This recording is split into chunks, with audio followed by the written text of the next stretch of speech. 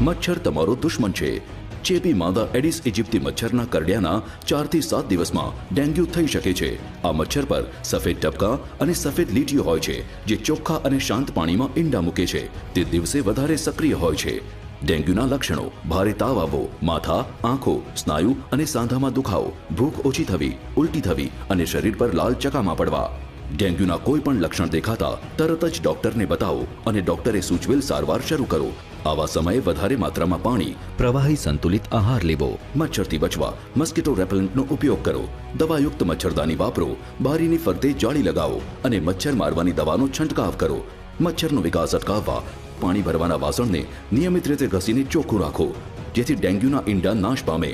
કુલરમાં જમા થતું પાણી અને ફૂલદાનીનું પાણી કાઢી રોજ બદલો। નકામી બોટલ્સ, ટાયરમાં જમા પાણીનો નિકાલ કરો। સાંજ પડતા પહેલા બારી બારણા બંધ કરી દો। આખું શરીર ઢંકાઈ શકે તેવા કપડાં પહેરો।